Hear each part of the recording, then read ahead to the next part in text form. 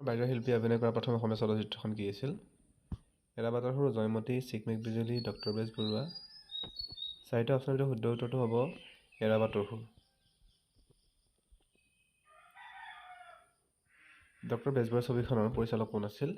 চাৰিটা বিকল্প দিয়া আছে: জানু বৰুৱা, ব্ৰজেন বৰুৱা, ফণী শৰ্মা, ওপৰৰ এজনো নহয়। উত্তৰটো হ'ব ব্ৰজেন বৰুৱা।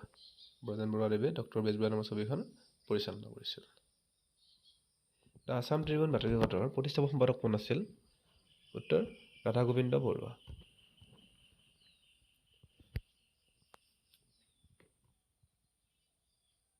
অসম প্ৰদূষণ নিয়ন্ত্ৰণ বৰ্ড কেতিয়া স্থাপন হৈছিল?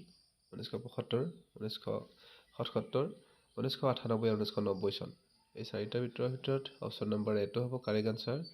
1975 চনত আছাম পলিউশ্যন কণ্ট্ৰল বৰ্ডৰ গঠন হৈছিল। পৰাগ উৎসৱ কোন জনগোষ্ঠীৰ লোকে পালন কৰে? মিচিংসকলে, তিৱাসকলে, বড়োসকলে, ওপৰৰ এটাও নহয়। শুদ্ধ বিকল্প হ'ব উত্তৰ মিচিংসকলে পৰাগ উৎসৱ পালন কৰে।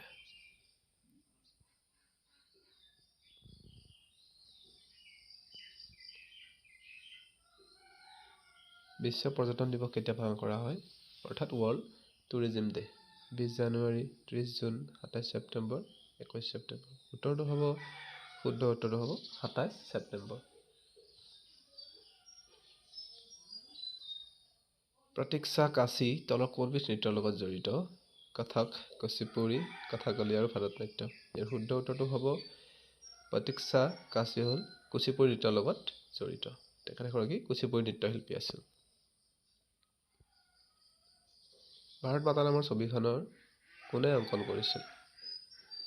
M.F. Husain, Abanindranath Tagore, Nandalal Bose, none of the above. ইয়াৰ চাৰিটা বিকল্পৰ ভিতৰত শুদ্ধটো হ'ব be correct answer. Abanindranath Thakur আছিল ভাৰত মাতা ছবিখনৰ অংকন কৰিছিল। ডক্টৰ ভূপেননাথ শইকীয়াই পৰিচালনা কৰা প্ৰথম ছবিখন কি আছিল? ডক্টৰ বেজবৰুৱা, হালধীয়া চৰাইয়ে বাও ধান খায়, চিকমিক বিজুলী, সন্ধ্যাৰ ৰাগ। ইয়াৰ শুদ্ধটো হ'ব অপশ্যন নম্বৰ ডি, সন্ধ্যাৰ ৰাগ। ভাৰতৰ কোনখন চহৰত ৰাজহুৱা পৰিবহণত ৰোপৱে সেৱা প্ৰথম আৰম্ভ কৰিছিল? মুম্বাই, চেন্নাই, বাৰাণসী আৰু ঝাৰখণ্ড।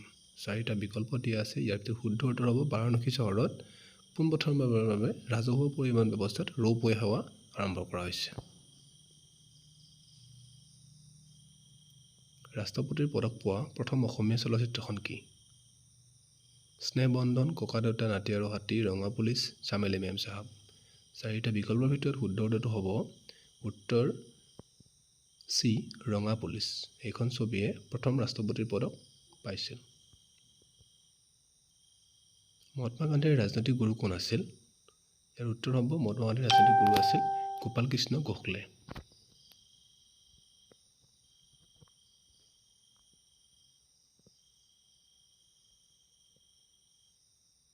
গুৱাহাটী বিশ্ববিদ্যালয়ৰ প্ৰথম গৰাকী উপাচাৰ্য কোন আছিল? ইয়াৰ উত্তৰ হ'ব কৃষ্ণকান্ত সন্দিকৈ। এইখিনি আছিল আমি আজি আগবঢ়োৱা সাধাৰণ জ্ঞানৰ ওপৰত কিছুমান গুৰুত্বপূৰ্ণ প্ৰশ্ন উত্তৰ। যদিহে আপোনালোকে ভিডিঅ'টো ভাল পাইছে তেতিয়াহ'লে লাইক কৰিব আৰু চেনেলটো যদি নতুনকৈ চাই আছে ছাবস্ক্ৰাইব কৰি দিব আৰু আন বন্ধু বান্ধৱীৰ মাজত শ্বেয়াৰ কৰিব নাপাহৰিব। ধন্যবাদ।